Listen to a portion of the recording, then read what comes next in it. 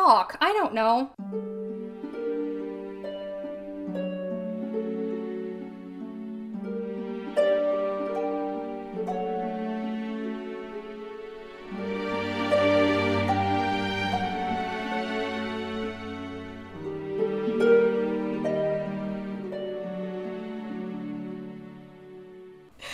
Okay, I'm just gonna do the intro now. Okay. Hi, everybody. You're listening to The Triad, where we're spooky but sensitive. I'm Shannon. I'm Shelby. I'm Hannah. Yay! Okay. Do we have any announcements from when we recorded an hour and a half ago? Nope. Okay. I'm sadder than I was half an hour ago. An hour and a half ago, I mean. Fair. Fair. All right. Okay. Well, all right then. We will just jump in then. Okay, so if you guys want to go to the episodes folder, I made an episode 57 folder. You guys are already there. Okay, we are talking about the 1893 World's Fair. Ended up being... We'll get there. There's just less... There's less drama than I wanted, but there's a reason for that, so we'll get into it. It's still interesting, I promise. Okay, so my sources, I have two Wikipedia articles listed, but I know I used another one. I have something from architecture.org, the Encyclopedia of Chicago History, something from the Chicago local PBS station, something from like just general PBS, the Denver Public Library, the Abraham Lincoln Museum, the History Channel, the U.S. National Archive, the Field Museum, and another History Channel article. Okay, so what we are going to do first is explain what a World's Fair actually is. So if you want to go to slide 2. Yes. So if you want to go to slide 2, these are just pictures from various World's Fairs over the years. That one in the bottom left is actually from the 1904 one in St. Louis. And so this is straight from Wikipedia, this quote. Quote, a World's Fair or World Fair is a large international exhibition designed to showcase achievements of nations.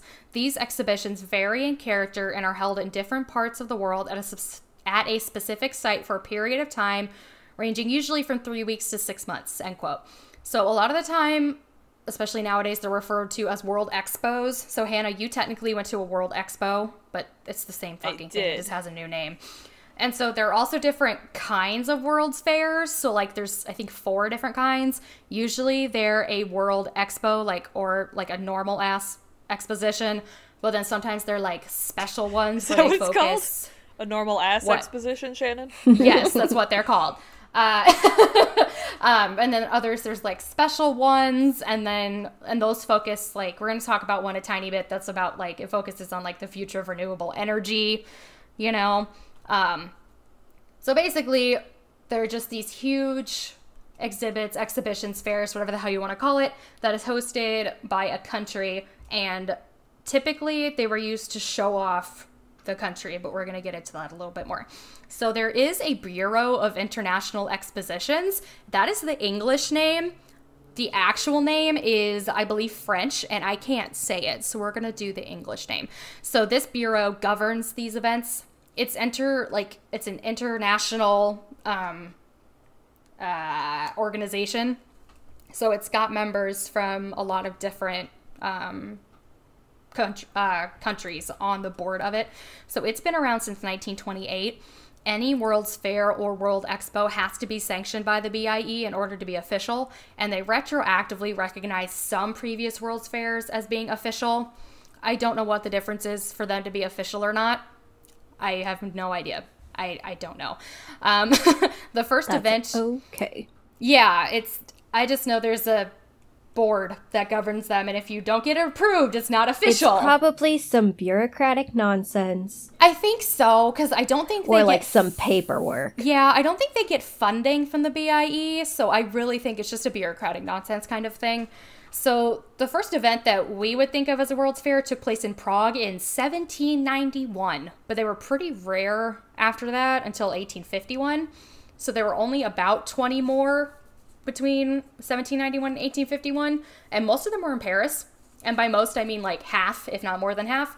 Paris just had like a bunch of these expos in the 1800s specifically to show off French industrialization, which makes sense considering this was right after the French Revolution. So they became really popular after 1851. So in 1851, that year, the World Expo was held at the Crystal Palace in London. So the Crystal Palace, which I meant to put a picture of and I completely forgot. Oh, actually, no, I think that one on the right is of the Crystal Palace, but I'm not 100% sure. And it burned down in a fire decades ago, so we have no pictures. So this palace was built specifically for this expo. It was like the brainchild of Prince Albert, who was Queen Victoria's husband. And this is a direct quote from Wikipedia. This is usually considered to be the first international exhibition of manufactured products. And so this started a trend and was the first of 3 eras of World's Fairs, because there are apparently 3 different eras of World's Fairs. So I do want to note, there still weren't fairs every single year, but instead of having like a decade or more in between them, there would only be a few years. There were longer gaps like during the World Wars and during the Depression, but other than that, it was maybe a max of 4 years in between them, whereas previously it would be 15 years and there wouldn't be one, and then they'd have another one in Paris, you know? So they just became a lot more consistent. So the first era was from 1851 to 1938, and that was the industrialization era, and that is the era that the 1893 World's Fair took place in, obviously. So the fairs were largely focused on trade and technological advances. And so in this era, you see fairs that hosted several new inventions and attractions, including the Ferris wheel in the 1893 World's Fair and the Eiffel Tower at the 1889 fair in Paris. And so the next era was 1939 to 1987, and that was the cultural exchange era. So those featured cultural themes of social progress and encouraged intercultural communication. It was also during this era that the term World's Fair was retired in favor of World Expo, which has been the official term for these events since 1967. And so the current era... I guess I kind of understand the name change. Yeah. Just because it is more of an exposition of like... Yeah. You're exhibiting things. Yeah. Whereas a fair, you think fair of kind of like makes it rides sound and like popcorn and... Well, that, and it kind of makes you think that, like... Or like a county fair. These things are on display for entertainment. Exactly. Not for education. Exactly, which that and becomes an issue with another cultural part of this later. sharing and, like, appreciation. It becomes much more of a, I'm here to look at this weird stuff from another country because, haha, aren't they so funny? That becomes a problem later. We'll get into it. Oh, I'm sure. So, the current era is that of nation branding, and that has been the era since 1988. So these, basically, it's the host nation trying to improve their national image through the fair. That's it. It's a lot more nationalistic than it used to be, for obvious reasons. Yeah. And it's more like, look at the great things that my country has done in the past X amount of years, basically. Which to me is a lot less fun than the technological advances or just intercultural communication. But I'm not in charge of these things. And actually, like, nobody is actually officially in charge of these. It's just that they, like for the switch from industrialization to the intercultural, literally, there was a fair in New York in 1937, or 1939, sorry. Or no. I think it was in 37. I don't remember. In the late 30s, that was like, we're going to do cultural stuff instead. And then everyone after that also did cultural stuff. And then there's one in 19... It's like a World's Fair, World's Expo thing, and makes it sound like it's this like big organization like the Olympics. And it's so just like, I think we're going to host all the countries. That's literally what it is. Like, a country decides, like, oh, we want to put on a World's Fair this year. Is that okay? Then the BIE is like, if you have enough money, sure, do whatever you want. That's it. Right? Like, it's so just... like, you're not competing. I think I want to have everybody here. Yeah. Just because. Like, you're not competing. It's not like the BIE says, we're going to have a fair that focuses on these themes, and then different countries bid for it. It's literally a country says, I want to do this, and the BIE's like, okay, cool, go ahead and do it. And that's it. Right? Like, It's so strange. Mm-hmm. Like, why does the BIE even exist? I know you said why, but like... I don't know why. It just does. Or, like, you said... yeah, you said it just does. But, like... Yeah. It's like, why do you even exist? Because you're not really, like... You're just saying, yeah, you're we official. Support it. It's official. Sure. Like... But again, I don't know what happens. What do you do when there's not a World's Fair I know. On? Well, and... Like, I don't know, they're planning them, which I'm about to get into. I think they help with the planning, because these things are massive. Like, they take a very long time to plan. Well, yeah, and you need lots of, like, liaisons and... Yeah, and so I'm sure they provide some kind of assistance. I didn't look into that much, because I didn't think that was going to become a selling point for this section. Sorry. No, you're fine. But yeah, I don't know. I just think it's... I focus on weird things. It's fine. It's all good. So yeah, anyway, the most recent actual World Expo was in Milan in 2015. There was a specialized expo in Kazakhstan in 2017, which focused on the future of energy resources. And so there are currently 3 World Expos that are planned. So one was supposed to be in Dubai in 2020, which obviously did not happen. As of now, it's scheduled to start in October. And then there's one planned in 2023 in Buenos Aires, Argentina, and one in 2025 in Osaka, Japan. I don't know what the themes for any of those are going to be. So, that is a very brief overview of the history of World's Fairs, which nobody wanted, but I wanted to include it just so that we have that context. No, I wanted it. I like it. Okay, cool. I like learning that they're just a disaster from start to finish. Oh, they completely are. Yeah. Okay. Yeah, so now we're going to go into the development of the 1893 fair. So if we can go to slide 3, this is just a map of the finished fair. I couldn't think of another picture to put in here. So these do function kind of like the Olympics in that you have to bid for cities, but it's after your country says, we're going to do a fair, and then different cities put in like their bids and stuff, so it's not nearly as... a deal. It's not as big of a deal as it is with the Olympics. At least nowadays. So it's more like the city as opposed to like the country. Yeah. But even then, like, I mean, back in the day, the Olympics were not as big of a deal. World's Fairs, at least from my understanding, World's Fairs were way bigger deals than the Olympics were at the time. Yeah. So this got really heated. So for this fair in particular, planning began in the early 1890s. So European World's Fairs had generally been financially successful, but at this point in the United States, the only one we'd had been in Philly in 1876, and it had been a financial failure. Gotcha. I think, yeah. Location. Yeah, well, because it was like the 100th anniversary of like our independence or whatever, because it was 1876. So that was why they had it in Philly. No one gave a shit. Yeah, no one gave a shit, especially not outside of the United States.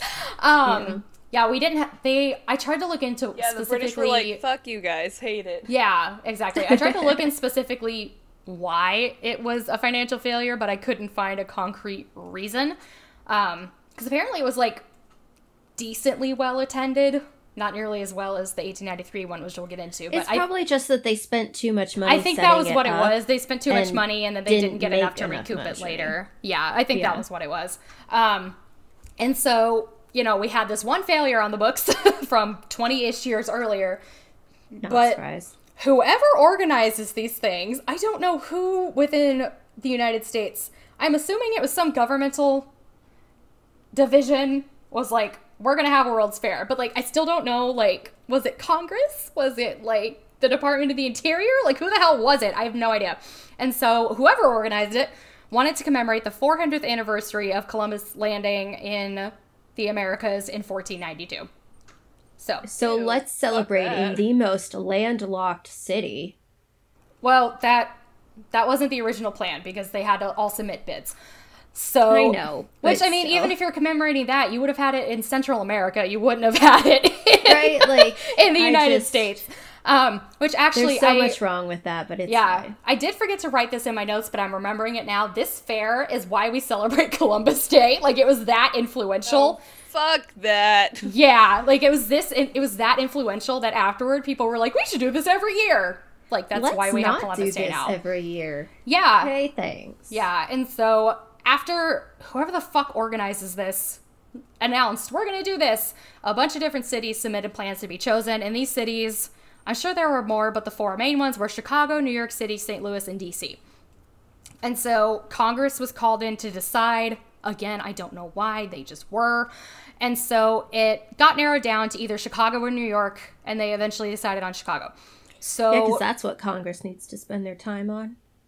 It was the Gilded Age. They didn't have a whole lot else to do. But you know what? That's so funny that they picked Chicago, because it would be so much easier for people to get to New York. It would. So not the only reason, but like the main reason why they picked Chicago was that Chicago had more financing. That was really it.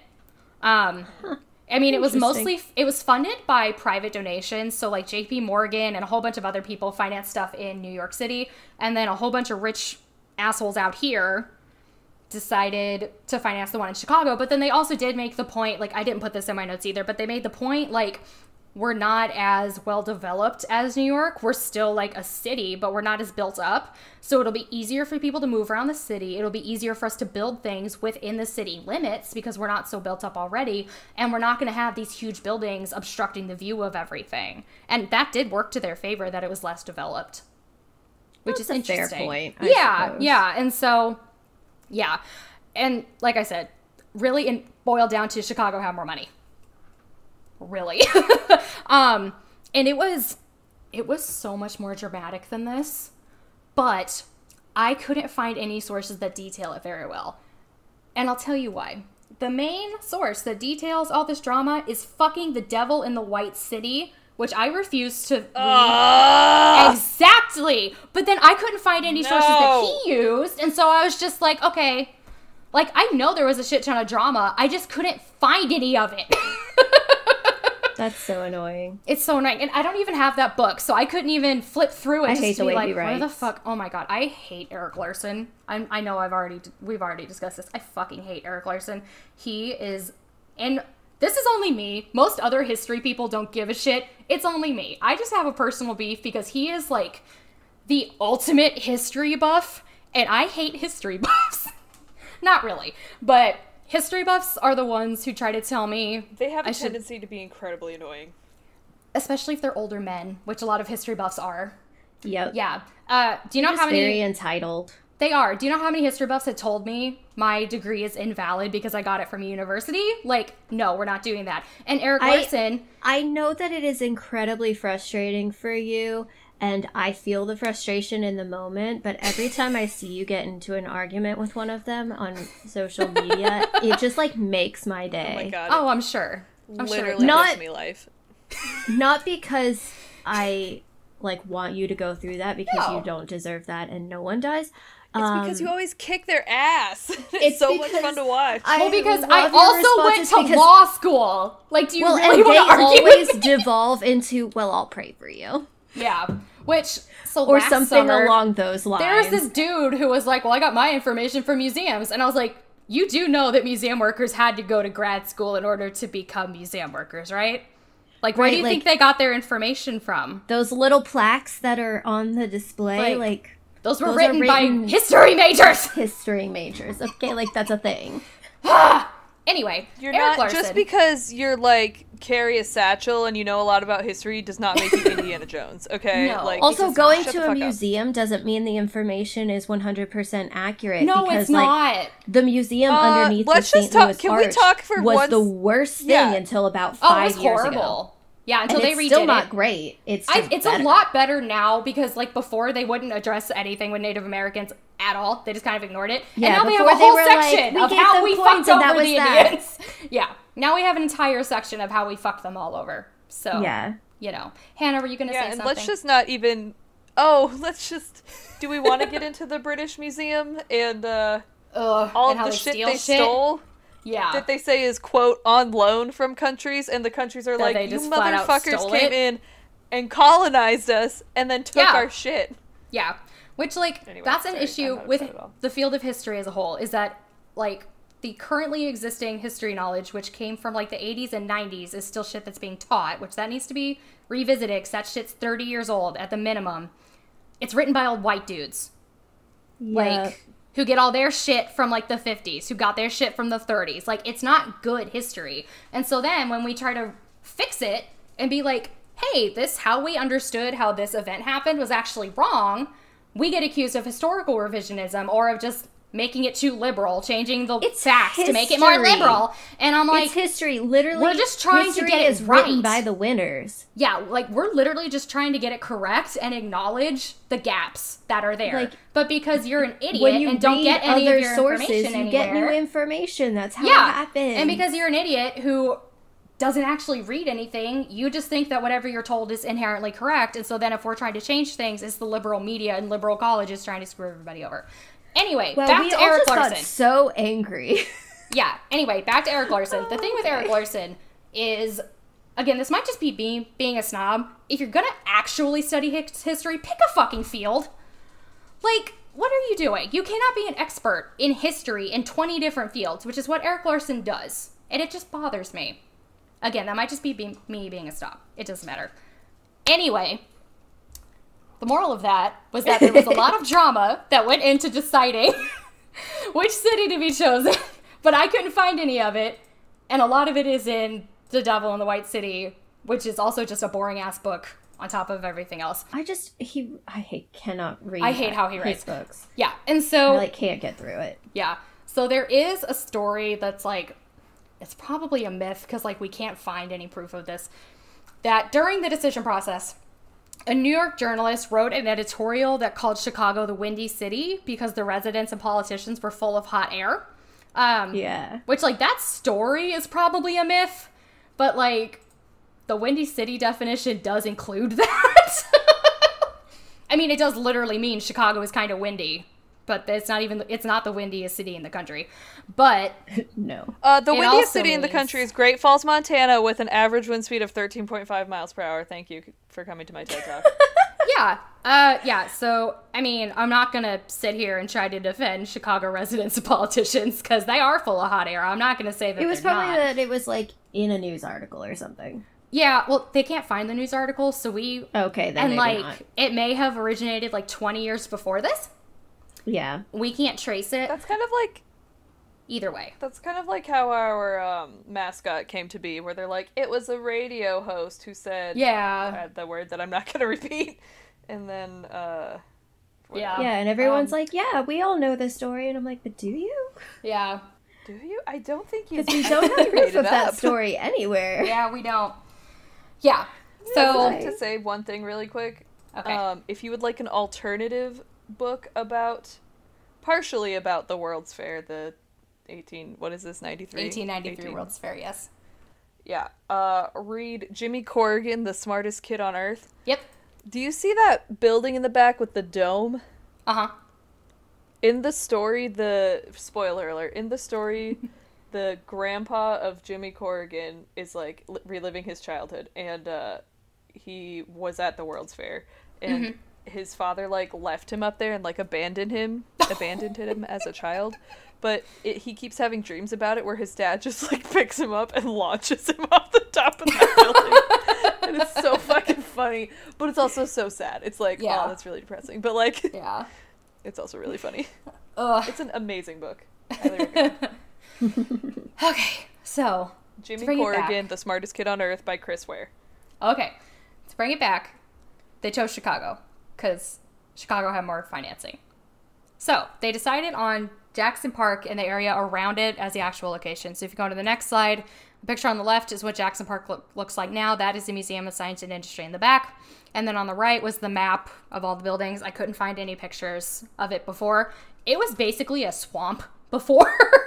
And it was more on the south side of Chicago.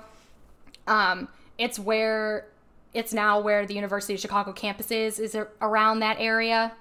Also, I'm pretty sure they're putting the Obama Presidential Library in Jackson Park just to give people a real world, we're still using that area for things. So they chose Jackson Park specifically because it wasn't built up and they could put whatever the fuck they wanted down there. And then the architectural firm Burnham and Root was chosen to design and build the fair. So if you go to the next slide, this is a photo of Daniel Burnham, who's on the left, and John Wellborn Root, who's on the right. They had an entire team of architects and landscape designers working with them, including Frederick Law Olmsted, who had designed Central Park in New York City. So Root, like, died of pneumonia pretty early on in the planning process, so Burnham took over.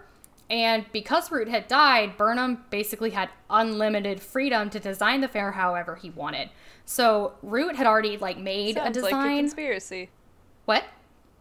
I said, sounds like a conspiracy. Yeah. he Get did Root die. out of the picture. He died of pneumonia, I promise. Yeah, so Root had already made a design. I don't know if it was finished, but he had already designed, like, this really modern, like, for 1893, and, like, colorful architectural plans. Like, the buildings were going to be, like, really brightly colored, and it was going to be a lot more modern. Burnham ignored it and focused on neoclassical architecture. So if you go to the next slide, these are examples of neoclassical architecture. Fuck you. I'm going to do the exact opposite of that. Anyway, let's make it look like we're in Rome. Yeah, so it's very European. It's more clean and streamlined, and there isn't a whole lot of ornamentation. It's really difficult to explain without using pictures. Lots of columns. Especially when you are not an architect. Like, there's a Wikipedia page for neoclassical architecture. It used so many words that I was like, what the fuck is that? Like, I don't understand. Yeah, neoclassical is hard to explain, but it's a lot of columns. Architecture is hard to explain if you are not an architect. And so it was because of this design choice that the fair came to be known as the White City. So if you can go to slide 7, these are pictures of the fair, you know, after it was finished. So everything was made of white plaster and whitewash, and it was very, like, clean and new and pretty and gleaming and glowing. So they called it the White City. There is another connotation of that phrase that we will get into later. Plaster is not great for that environment. We're going to get into that later, too. Okay. Cool. So yeah. Just saying, we know. I know. We'll talk about it later. So this fair became so influential that it actually started a new, very popular architectural movement in North America. So this was the City Beautiful movement, and the rest of this is from Wikipedia. It promoted beauty not only for its own sake, but also to create moral and civic virtue among urban populations. And this next part. Get disgusting. over it. Well, just is wait. Is that what started, like, city planning and stuff? I mean, we already had city planning, but it definitely streamlined it more, made it a little bit more cohesive. I guess not city planning in the sense of, like, putting roads and stuff in. Mm-hmm. I guess I mean more of, like, a grid system. Like, all the architecture, like, matches for the City Beautiful movement. Like a planned design. Yeah, it did. So I don't know if this was the first movement that did that necessarily, but this one did. It had, like, that extra, like, moral connotation to it that was new. Yeah, you know. I just know because, like, when you go through, like, certain areas, like, if it's like a historic downtown, if you build a new building, it has to be in the same style or whatever. Mm-hmm. Yeah, so that's more like most historic downtowns that we are probably thinking of were probably built before or during this movement. Yeah. And a lot of historic or, like, even just historical districts, they just want it to look the same so that you're keeping that character of the historic downtown. It's not necessarily... I mean, that was just, like, the example that I know of that is, like, really strict with it. But I also know that there are some cities or towns where it's, like, if you build a new building, it has to be in the same architectural style as every other building on that street. Yeah. Sort of thing. Just so that it, like, looks cohesive. I don't know. Yeah. Again, it doesn't really matter. But yeah, I don't know if City Beautiful was all about matching, but it was for things looking pretty and clean, basically. Gotcha. You know? Gotcha. Yeah, I don't know if it was Everything matching. is manicured and perfect. Yeah. And so this is also a quote from Wikipedia. Advocates of the philosophy believed that such beautification could promote a harmonious social order that would increase the quality of life, while critics would complain that the movement was overly concerned with aesthetics at the expense of social reform. Jane Jacobs, who was a writer who worked in urban studies, referred to the movement as an architectural design cult. So they basically were like, things have to be pretty. If you're not pretty, you can't be here. And by pretty, they mean white. So, you know what it makes me think of? Have either of you two ever watched, what's that show called? Man in the High Castle? No, but I read the book.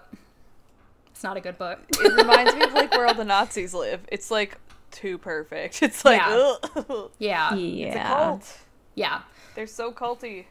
Yeah, it was just very, I'm trying to think of how to phrase it.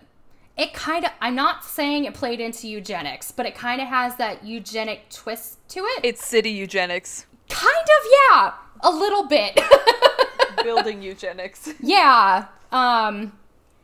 It was just very, like, everything has to be pretty, and that's it.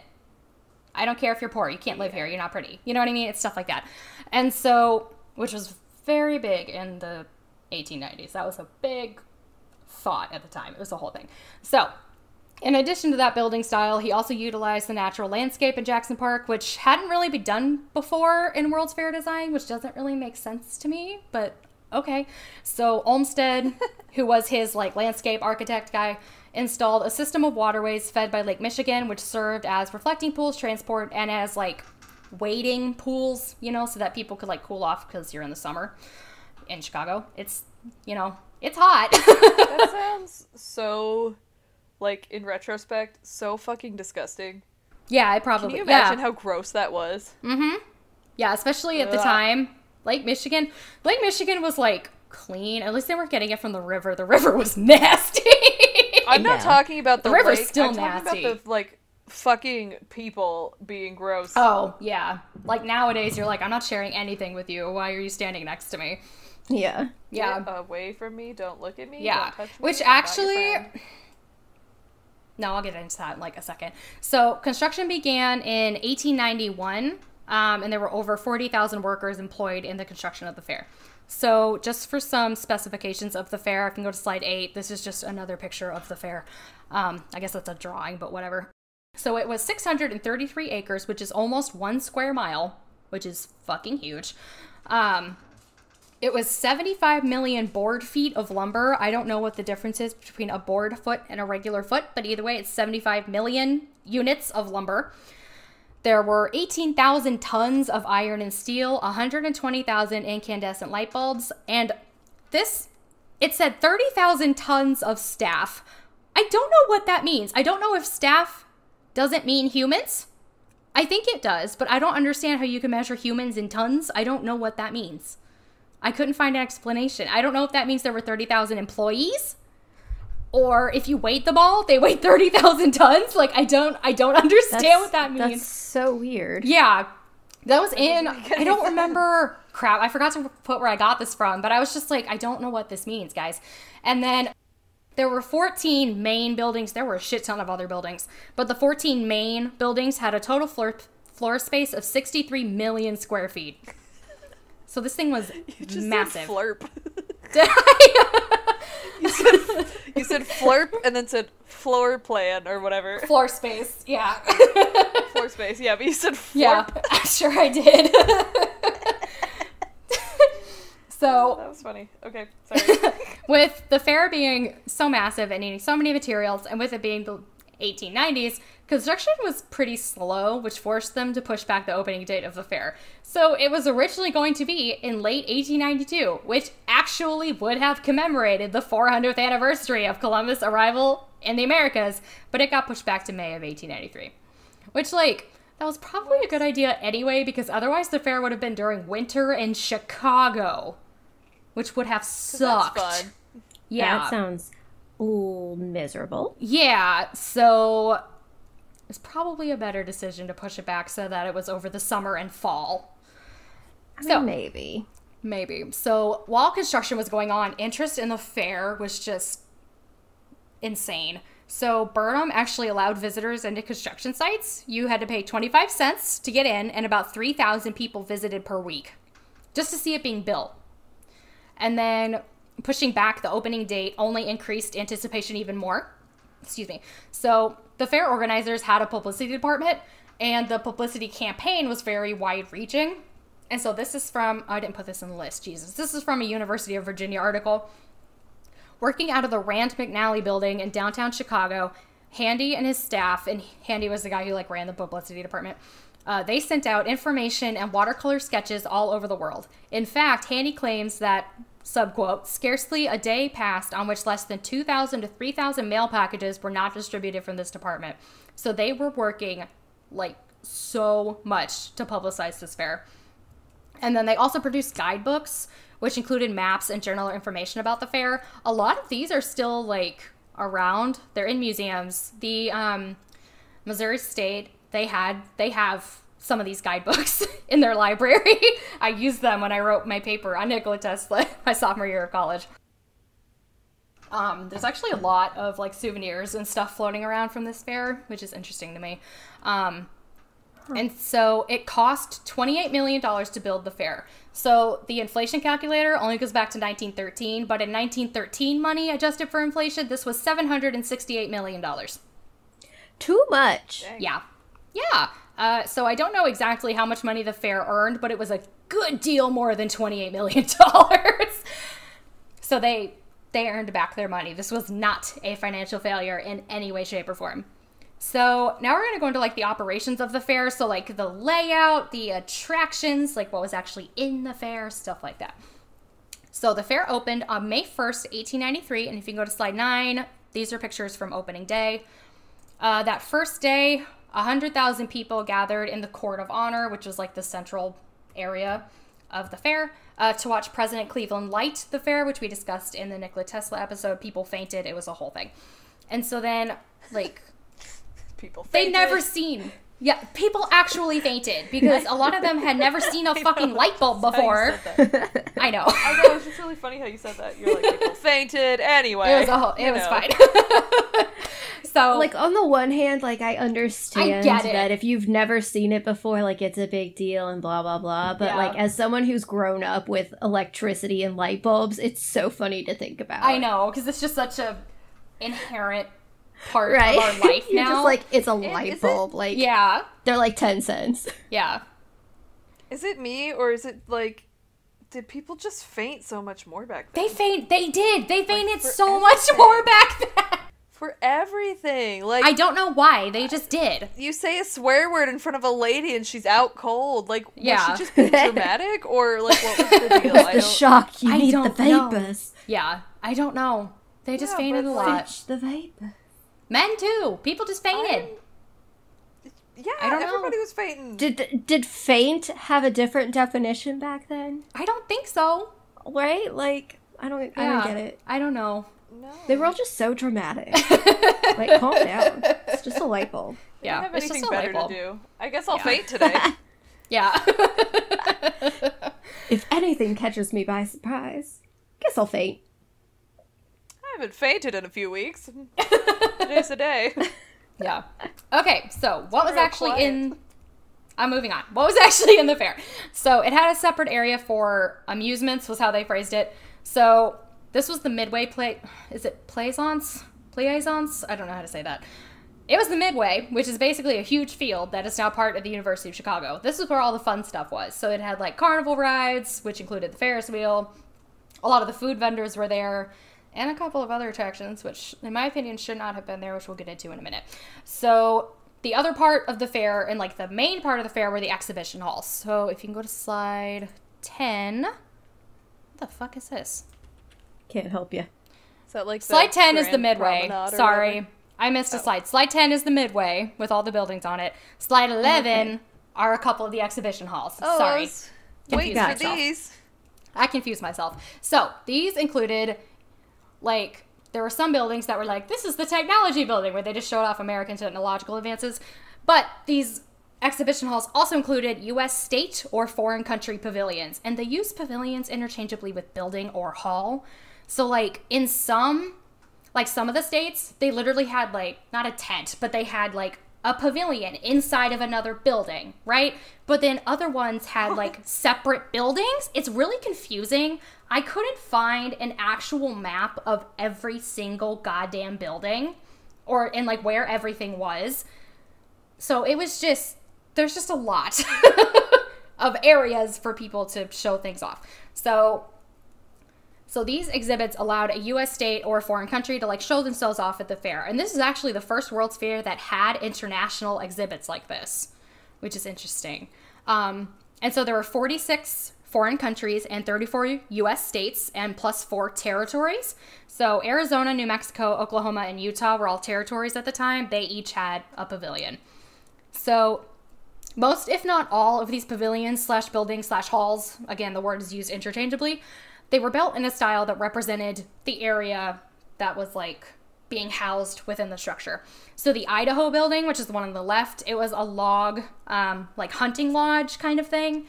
And then the Norway building, which is on the right, was a recreation of a stave church. And that was a medieval wooden church that was like fairly common in Northwestern Europe, basically. And then... They're so fucking cool. Yeah. So, as I said, there are also buildings dedicated to showing off new technologies. There was a Parliament of World Religions, which this was like the first, like, gathering of, at least the first modern at the time, gathering of leaders from different religions. Like, that wasn't a thing. That still kind of isn't a thing.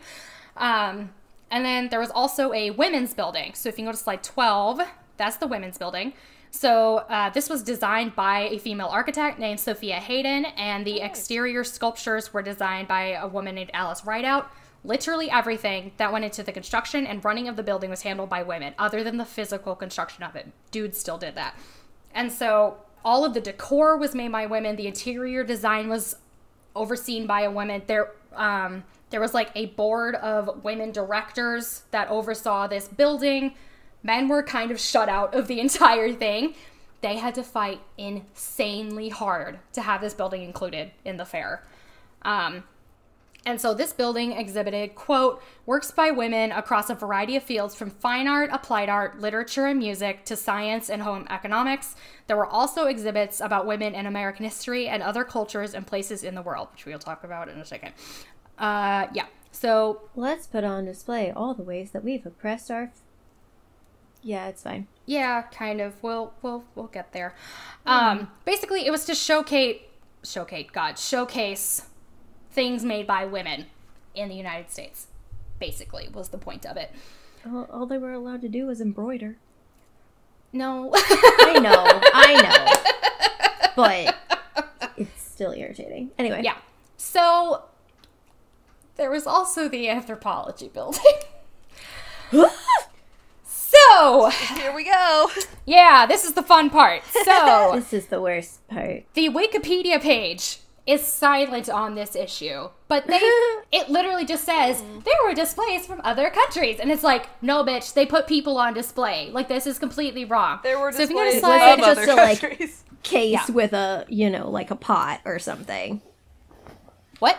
It wasn't just a display case with like pottery. It was not. So if you go to slide 13, these are photos from the Anthropology Building. So that one on the top left, I don't know if that is a mannequin or a live person. The one on the right is live people. The one on the bottom is just, it's a street of Constantinople. So it was like the Turkish culture exhibit kind of thing. So the guy who ran this building was named Frederick Ward Putnam. And again, I say building, but most of these exhibits were outside on the Midway.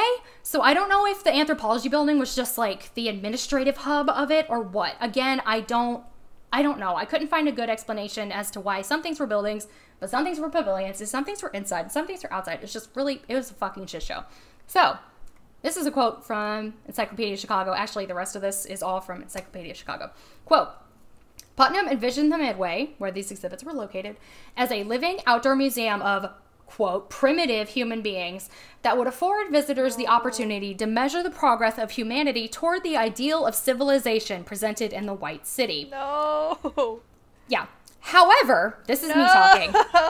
This fair had a clear delineation between the exhibits and the attractions, and the Midway was where all the attractions were. And so this is continuing on with Encyclopedia of Chicago. With its wheel designed by George Ferris, revolving high above the fairgrounds, its notorious, at least by Victorian standards, belly dancers, and its varied cuisine, the Midway's multiple fascinations challenged the White City's unity and dignity. Maisie! Stop, babe. You're okay. Maisie! Why are you barking? You never fucking bark. What's the matter? You're okay. You can't even see outside. You're fine. She barked so much while you were gone. Yeah, I don't know why. She hoots. I don't know. So, the whole thing with this, to me, instead of placing these other cultures in like the academic, we can't. Maisie, I swear to God, stop it. Let me start that back over. To me, instead of placing these other cultures in the academic, like, we came here to learn stuff section, they put them in the carnival. Which is what you were saying earlier, Shelby, about how, like, we would put these other cultures in the fun part, not the educational part. Yeah. So, to me, that's a problem. This... just a little bit. Yeah. So, like, this source didn't see it that way. They phrased it as they're challenging Victorian ideals. And it's like, are they, though? Because really all they're doing is saying, look at these savages, look how far we've come. I don't see how that's challenging Victorian ideals. That's reinforcing them. Yeah. Culture isn't fucking universal, so who gives a shit about Victorian ideals? Exactly. If you're showing off other cultures, then you should be open to the fact that you're looking at another culture. Exactly. Right? Yeah, you'd think. Anyway. Yeah. So continuing, it's ridiculous. So continuing with this is a quote from PBS. International exhibits included German and Irish villages, mosques, a Cairo street, an Indian reservation, half-naked Dahomeyan villagers, which that is in Africa, and Algerian belly dancers. But there was no acknowledgement of the more than 8 million African Americans in the United States. So, you know how the women had their own building? Yeah, African Americans got nothing. So keep in mind, it's cool. It's fine. It had only been 28 years since the abolition of slavery in the United States. Oh, wow. Yeah. So African American leaders really wanted their own pavilion at the fair because they wanted to showcase how far they had come in the past decades. Which, yeah. Why would they not want that, right? And so this is a quote from that Encyclopedia of Chicago article. Exposition directors insisted that African American proposals for exhibits be approved by all white state committees. Most such requests were rejected out of hand. In response to requests from African Americans that they receive a role in planning the fair, exposition authorities appointed a St. Louis school principal to the position of alternate on the National Commission. And that was all that they did. That was it. Wow, that's so good of you. Yeah, they just completely rejected it. And so this led to some, such as Ida B. Wells, to call for a boycott of the fair. Others disagreed, which... Yeah, so Frederick Douglass was involved in the fair. I saw some sources said he wanted to boycott it, others said he didn't, so I'm not 100% sure. But he did serve as Haiti's their representative at the fair. I don't know what exactly that means, but he represented Haiti at the fair. And so this is also a quote from the Encyclopedia of Chicago. When exposition managers set aside a special, quote, colored American day, white ethnic groups had their own days as well. Douglass seized the occasion to insist that Americans live up to the Constitution and their promises of social justice for former slaves. But the fair, through its racist policies, had already helped pave the way for national acceptance of the separate but equal doctrine that would become the law of the land in 1896. Which is true. Great. Yeah. So, and then I mentioned earlier how the women's building had like cultural exhibits. They were disgustingly racist. So there were 2 small exhibits that addressed women of color. So this is from Wikipedia, and this was taken from an article written by a University of Chicago, I think, professor named Gail Baderman. So one of these, entitled Afro-American, was installed in a distant corner of the building. This next part's like real bad. The other, called Women's Work in Savagery, included baskets, weavings, and African, Polynesian, and Native American arts. Though they were produced by living women of color, the materials were represented as relics from the distant past, embodying the work of white women's own distant evolutionary foremothers. So they did display these things, but they presented them as, look how backwards these people are. Why haven't they improved to be in our level of civilization? Right? It wasn't celebrating these cultures. It was saying, you're savages, you're so backward, look how far we have come. Which kind of plays into the entire theme of the fair. Yeah, it was bad. Okay. So overall, African Americans were only allowed to participate at a very low level. So they could be workers, performers, speakers, and guests, but they were not included in any of the actual planning. And then there were also, like, Africans on display within the anthropology exhibits. So that was it. Which I should say, like, I was trying to look up, like, because there was just so much, like, petty bullshit that happened during this fair with, like, the planning of it and stuff. And so I was trying to look up, like, controversies with the 1893 World's Fair. So much of it was, like, modern articles talking about the racism. Which, like, yes, nowadays is a controversy. Back then it fucking wasn't. So I couldn't find anything. And I'm like, yes, we consider it a controversy now, but why are we applying that word to them then? That is not how we're supposed to be doing this. Anyway, moving on. So, yeah, the actual buildings, again, I had a very hard time finding an actual layout of this fucking fair. So there were a lot of smaller buildings and pavilions and I don't even know what the fuck. But there were 14 buildings that were designated as, like, great buildings. And they were centered around a reflective pool called the Great Basin. So these included, and this is why there are 28 slides, I included pictures of all the buildings. So if we can go to slide 14, this is the admin building on the left and the agriculture building on the right.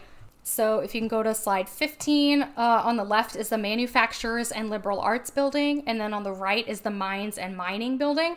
So all these buildings that are, like, named within them, it's showing off technological advances within that, like, field. So the mines and mining building had new technologies related to mines and mining, right?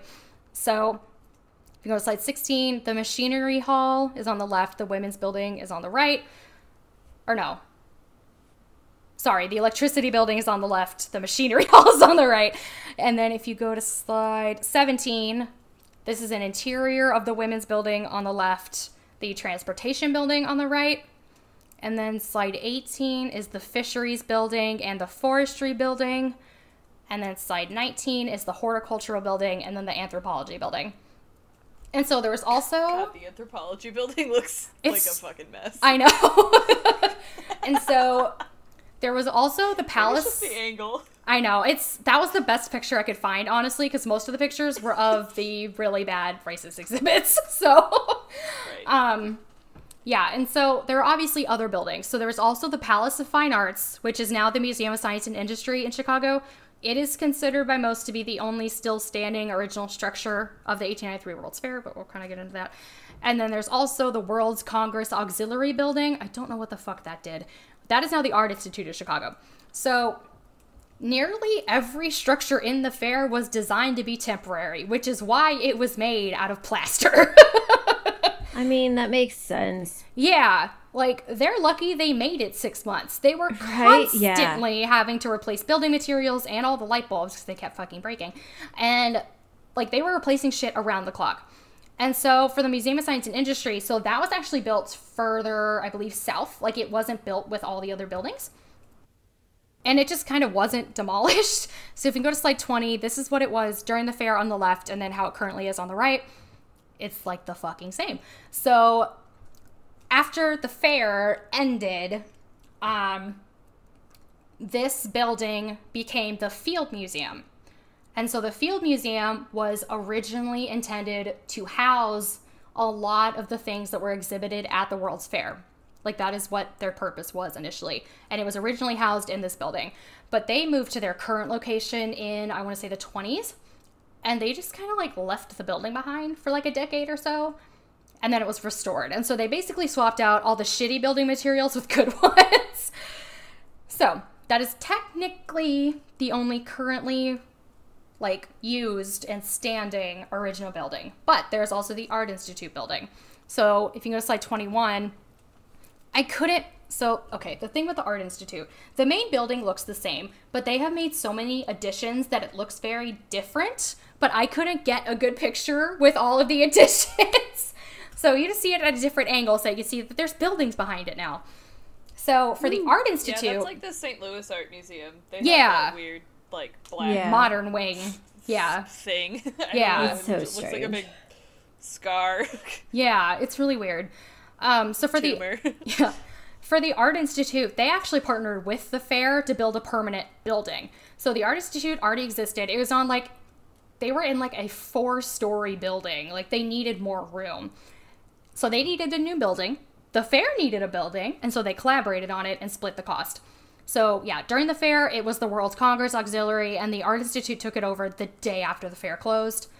And then, yeah, the main part looks basically the same. There's just, like, buildings around it. And they've added onto it several times. And as I said, most people consider the MSI to be the only still standing World's Fair building, in that it was the only one that it wasn't meant to last longer than the fair. But the Art Institute building was, which is why they don't always consider it to be one of the remaining buildings. Even though it was, it's really nitpicky, but whatever. And so there were a few other structures that survived in the fair. So the Norway building, which was that stave church I had earlier, that is now in a museum in Blue Mounds, Wisconsin. And so if you can go to slide 22, the Maine State building, so this was like Maine's exhibit building. Woohoo! It is now in Maine. It got bought. Hell yeah! It got bought by some family in Portland and was just picked up and moved there. And then the Dutch House is on the right, and that is now in Massachusetts. And then there was a Viking ship that sailed to the exposition from Norway, and that ship is now in Geneva, Illinois. And you can tour it. Fucking cool. Let's go. Yeah, it's available for tours. And then there were also... Okay, wait. Yes. Shannon, stop. What? You just said tour. You can tour it, and then you said you can take a tour. Did I? Okay. So what's the truth? I say tour. I don't know why I did that. I know, that was just... Start a fight. Maybe it's the context in the sentence. I don't know. Maybe. I'm gonna study. I just talk. Like I don't know. The phonological context. Y'all are lucky I don't sound like a full-on Southerner, because I just spent a week in Florida, so... Well, yeah, there's that. Oh, I forgot to tell you guys. It's own accent, though. I forgot to tell you guys. Yeah, Florida accent is different. It is. I was surrounded by people who were on vacation in various southern states. Yeah. I need to tell you the story. So Allie and I were driving down, this would have been 2 Saturdays ago now, and we stopped at a gas station in Tennessee, and I went in to use the bathroom. And so I went in, and there were only 2 stalls, and the one was occupied by a little girl, and the other one was occupied by her mother and her very younger brother. Like, he was like 2 or 3. And so the little girl was in there going to the bathroom, and the mom was trying to go to the bathroom, because I guess she had had the son go right before her, and she didn't want to leave him alone. And so as I get in, this woman is going, "Baylor, turn around so mama can go potty." And I was just like, oh my God, what is happening? And then she just kept saying it, "Baylor, turn around so mama can go potty." And I was just like, oh my God, this poor one. And so I guess he finally turned around, but then she must have had a tampon or a pad or something, because all of a sudden he goes, "What's that?" And the woman was like, "Nothing, Baylor, turn around." And he goes, "Can I have one?" And I was just standing out there trying so hard not to laugh. And this poor woman was just trying to go to the bathroom with her son. Oh my God, it was so fucking funny. Sorry, I meant to say that earlier and I completely forgot. His name was Baylor. Can I have one? Yeah, his name was Baylor. Oh my God, it was so funny. Anyway, going back to the fair, in addition to all these exhibition halls and the Midway where all the like attractions were, there are also a lot of performers. So Harry Houdini performed here. John Philip Sousa's band played at the dedication ceremony and then like throughout the fair. Scott Joplin also performed, and he was a really big ragtime musician. Excuse me, and he was black. There were actually a decent amount of black musicians and performers who performed at the show, or at the exhibition, sorry. So these ranged... because white people will exploit black people for their music and everything. Yep. But yeah. Do they need to have a say in the planning of this Nope. thing? Nah. Nope. So these ranged from minstrel shows to ragtime to full-on opera. So there is a black American soprano named, I think it's Ciceretta, if I'm pronouncing her name wrong, I'm sorry, Ciceretta Jones, who was already very famous and well-known, so she performed at this, at the fair. So additionally, a lot of the cultural U.S., state, and foreign nation exhibits included performers from those cultures or locations. So Hawaii at this time was still kind of its own nation. Kind of. Not really. There were hula dancers come in from Hawaii. This part's fun. There was a Welsh choir competition that's been around since like the 1100s. It's called an Eisteddfod, which it is not spelled like Eisteddfod. I had to Google, like... Well, it's Welsh. I know. Like, I had to look up how to pronounce it. And so this was the first one held outside of Wales in 700 years. Whoa. which is crazy. And then that's insane. The Mormon Tabernacle Choir competed in the Eisteddfod and took second place. It was their first appearance outside of Utah. And then... Weren't Mormons, like, pretty new at this point? Yeah, they were. And they'd all been sequestered, so for them to leave was a pretty big deal. And then Anton and Dvorak conducted a concert. Like, there were so many, like, famous, well-known musicians at this thing. And there were also hundreds of artists and sculptors and just people who worked in art exhibited at the fair. Like, I could not even come close to listing them all. And so now we're going to move on to some notable firsts at the fair. So if you go to slide 24, these are just pictures of random new inventions that were shown off at the fair. And so this is a quote from PBS. Visitors gawked at electric incubators for chicken eggs, electric chairs for executions, and electric... Cool. Yeah, because this was right after the current war, so we had the electric chair from Edison. Great. An electric sidewalk, so this was the first, like, moving sidewalk. An early fax machine that sent pictures over telegraph lines, electric irons, sewing machines, and washing machines, and Thomas Edison's kinetoscope, the first moving picture, so like movies, which for 1883 was pretty early. So I do have a bone to pick with PBS. So this article talks about how Edison's light bulb, even though it was 14 years old, had never been seen by many of the fairgoers, which was true. And then it mentions that the fair was lit with electric lights at night, but it doesn't say by who, and it implies that it was by Edison. They didn't even use his light bulbs at the fair. They used Tesla's incandescent ones. It pissed me off. PBS, get your facts right. It wasn't Edison, it was Tesla.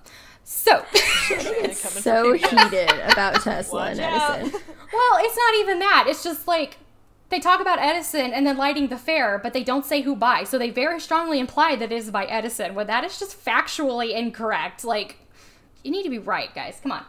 So, moving on. I already mentioned the Ferris wheel. So the Ferris wheel was, it was meant to be America's answer to the Eiffel Tower. Because the Eiffel Tower had been such a huge draw to the 1889 World's Fair, and so they were like, we need something just as big. And they came up with the Ferris wheel, which is okay. Sure. So they obviously only had the one. And it was later moved to like a north side Chicago neighborhood where it just kind of hung out for a little bit. And then it was moved to St. Louis for the 1904 World's Fair. Reuse, reduce, recycle. Yep. Some more first. The Pledge of Allegiance was first performed at the Exposition. I don't know why that's so funny. I know. It's just like, I saw that and I was like... Performed? Yeah, performed. No, literally, the way that article wrote it was they were lined up military style. All these children were lined up military style, and they performed the Pledge of Allegiance. That's in Jimmy Corrigan. Yeah. That's in Jimmy Corrigan. Yeah. The kid, they're all dressed in like little sailor suits. Uh-huh. Yeah, so that happened. The U.S. Mint offered its first commemorative coins, and the post office offered their first picture postcards and commemorative stamp sets. So we still have those. Those are, like, kind of common nowadays. A lot of new foods were introduced, including, but not limited to, cream of wheat, Quaker oats, and shredded wheat, Cracker Jacks, brownies. These were invented by a woman named Bertha Palmer specifically for the fair.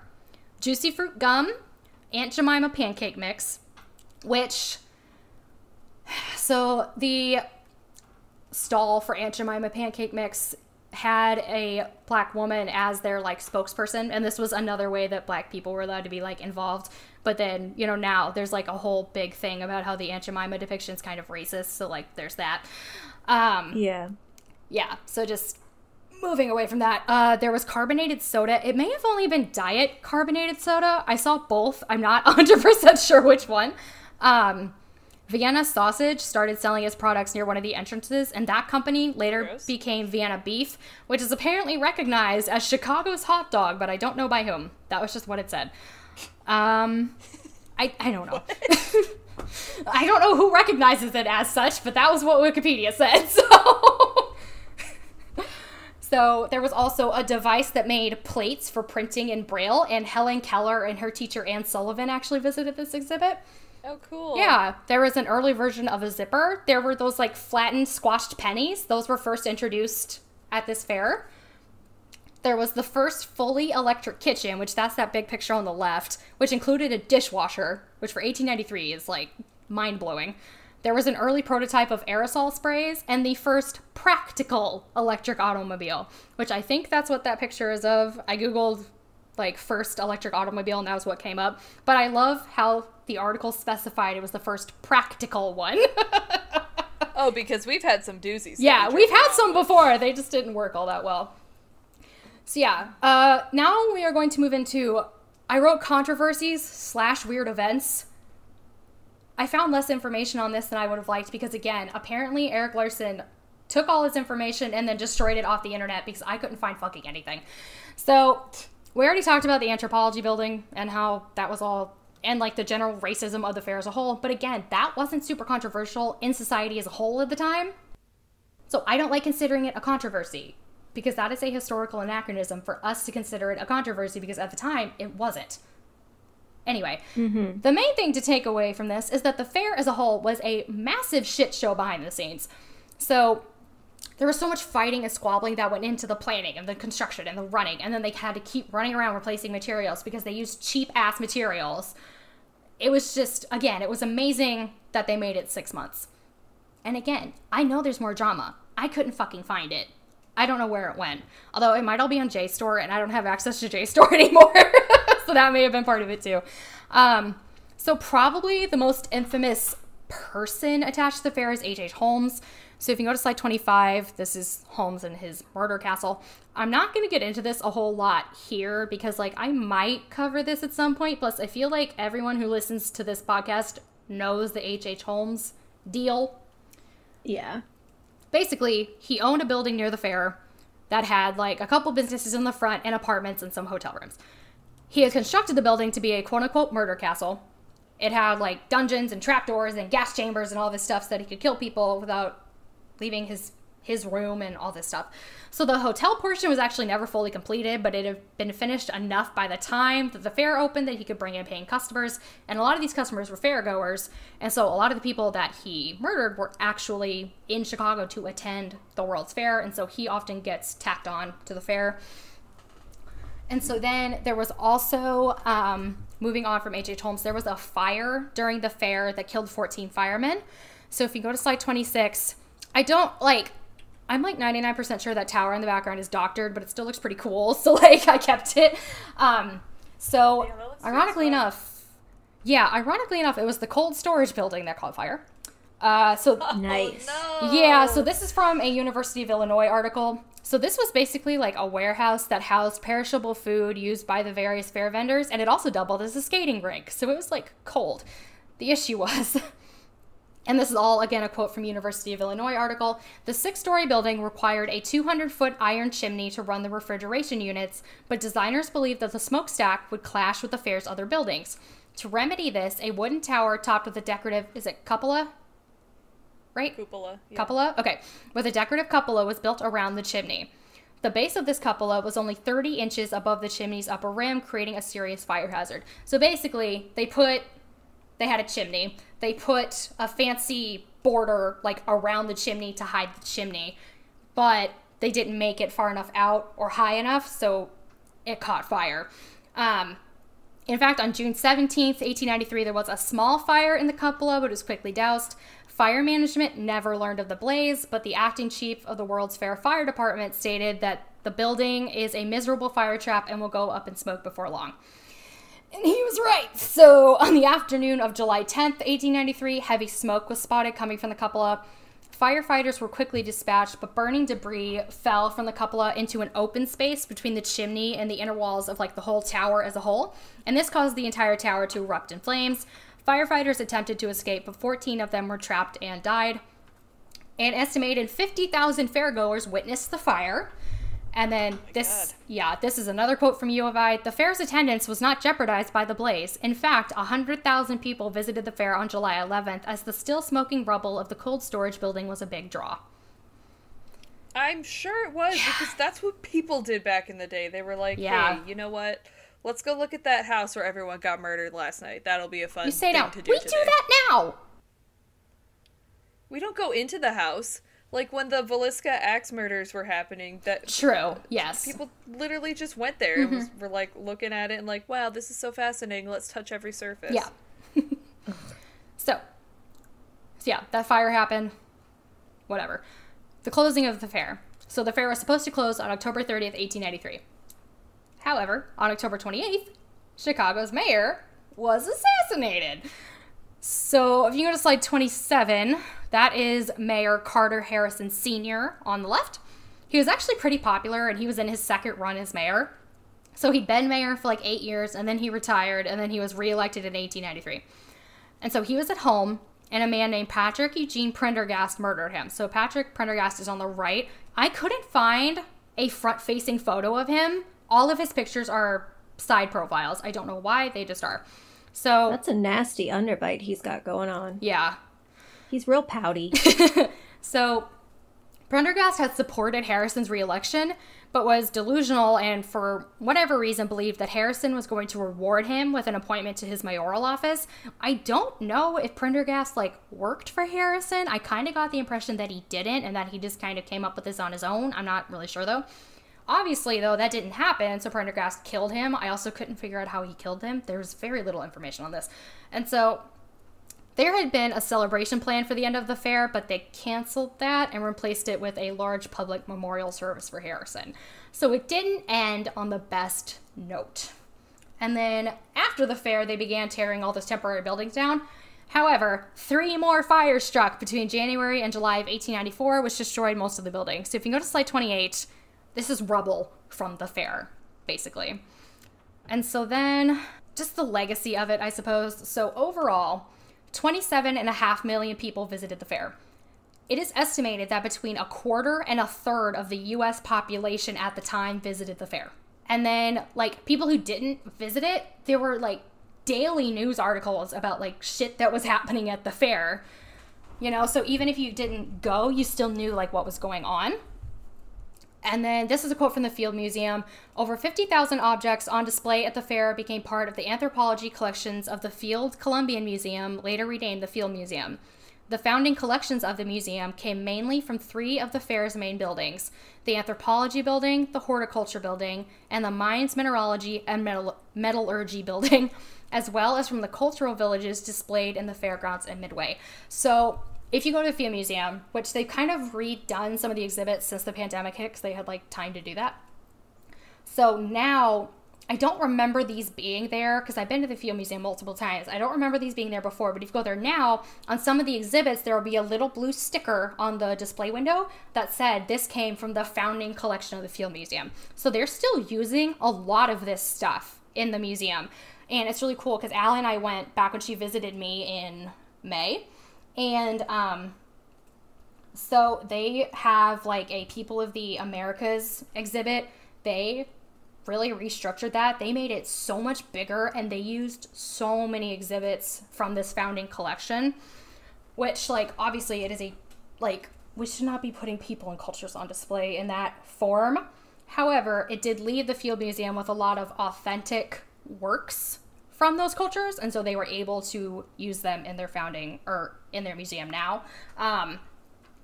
So back when I was a sophomore in college, they had a temporary exhibit where they specifically put out things in the exhibit from the World's Fair. It was really, really cool because a lot of the stuff is still really well preserved. But yeah, this is an ad for the Field Museum now. I love the Field Museum. It's really cool. Oh, also they have Sue the T-Rex, who Sue is now, yes, Sue. We now use they, them pronouns for Sue because they actually don't know what gender they are. So they use they, them pronouns for Sue. So Sue used to just hang out in the main lobby. They gave Sue their own exhibit, and it's fucking cool. It is an awesome exhibit. It's what Sue deserves. It is what Sue deserves. Okay, I just have a few more things and then we're done. So this is also from the Field Museum. The White City was said to have inspired author L. Frank Baum to create the Emerald City in The Wizard of Oz. Obviously, it's said to have inspired. We don't know if that's true, but whatever. And then it had a huge influence on future World's Fairs and on American urban planning, which we've already discussed. And so I do want to end on another history rant, which I know I've already done 15 of those. But so To me, this fair is a fantastic physical representation of the Gilded Age. So the Gilded Age was a period of American history between the 1870s to like the 1900s or so. And so if something is gilded, that means it's wrapped in gold leaf. It's not actually solid gold. And so this period of time was one of huge like economic growth following the Civil War, but it was also a period of huge social changes and issues, but those got wrapped up in all the economic growth, so we just kind of ignored it. And so this led to Mark Twain satirizing the promised golden age after the Civil War, quote, portrayed as an era of serious social problems masked by a thin gold gilding of economic expansion. That's from Wikipedia. And this was in his novel, The Gilded Age, A Tale of Today, which was published in 1873. And so in the 1920s and 30s, historians took the term Gilded Age from Twain and applied it to that era. So it's something shitty wrapped up in something pretty. And I think that that describes this fair very, very well. It is a bunch of racism and ignorance and bad building materials wrapped up in white plaster and whitewash. Yep. Yep. Pretty much. Yeah. I don't think they could have come up with a better physical representation of the Gilded Age, other than having actually everything be wrapped in gold. You know? Yeah, pretty much. Yeah. So yeah, that's all I have. Cool. Yeah. My mom just texted me that dinner is ready. Well, there you go. Perfect timing. Yes. Yeah, so again, I wanted there to be more drama, but I know it's there. I couldn't find it. I've read it before. I couldn't find it. Either way, I still think it was interesting. Because World's Fairs are weird. Like, they're just very, very strange. So yeah, that's all I got. Any final questions or comments? I was trying to see how many babies were born at the World's Fair. There were at least 2. Good to know. Good to know. Minimum of 2. Yeah. Alrighty. All right. Well, our ending is that we have no ending.